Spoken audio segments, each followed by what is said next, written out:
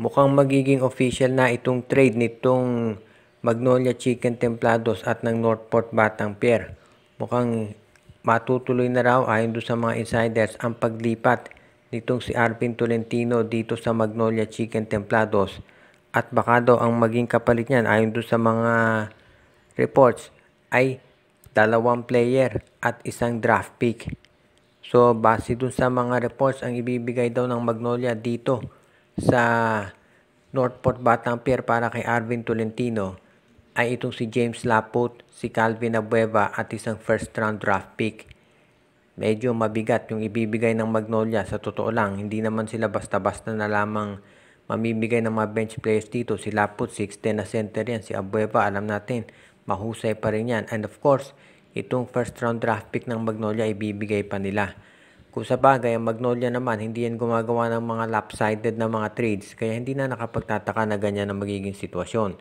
Pero kung makukuha nila si Arvin Tolentino, malaking adjustment yan para doon sa ibang koponan na haharap sa Magnolia. Dahil naging super na napakahirap kalabanin ngayon ng hotshots kung mapunta sa kanila si Arvin. Dahil kung pagsasabayin mo si Arvin Tolentino at si Xavier Lucero, paano mo babantayan niyan? Kaya iyan ngayon ang sinasabi natin na magiging good decision nitong Magnolia na kunin talaga itong si Arvin Tolentino, lalo na at ang balita nga interesado rin daw makuha yan ng San Miguel at ng Barangay Ginebra. Kaya sa ngayon itong Magnolia Chicken Templados ayon doon sa mga reports ay ready na makipag-negotiate dito at willing na sila talaga na ituloy itong nabanggit na trade. At alam naman natin na kapag nandiyan na itong si Xavier Lucero at Arvin Tolentino, talagang masasabi natin na pwede nang maging isang championship contender itong Magnolia Chicken Templados dito sa Philippine Cup at sa iba pang conferences. At nababanggit yung mga champion itong San Miguel, gusto na raw makabawi at mag-champion ulit.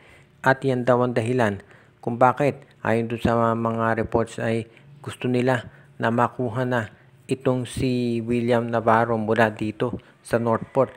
Pero kung hindi raw po pwede na si Navarro ang makuha nila, handa daw ang SMB na makipag-usap dito sa Terra Firma G para ma-acquire yung rights ni Christian Stan Hardinger. O kaya naman baka yung rights ni Greg Slaughter. Ang maliwanag dito, itong San Miguel Beer ay naghahanap ng mga big men talaga. Maski raw dito sa Converge ay ready sila na makipag-usap, partikular na dito dahil gusto nilang makuha itong si Jeyo Ambohot. So ibig sabihin, mga may big men talaga na mga tinatarget ng San Miguel. Itong si Navarro, si Ambohot, si Stan Hardinger, si Slaughter. Hindi naman lahat yan ay kukunin ng SMB. Baka isa o dalawa lang dyan. Ang maliwanag dito, yung lineup ng San Miguel gustong gumawa ng major changes dito sa kanilang front court. At yung pagdagdag sa mga nasabing player ang kanilang nakikitang solusyon.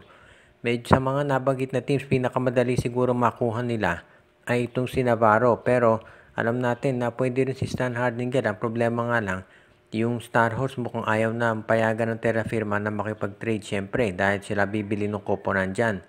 Ngayon, kung kay Ambohot naman, pwede rin yan sa Converge. Ang magiging usapan na lang dyan ay kung sino magiging kapalit.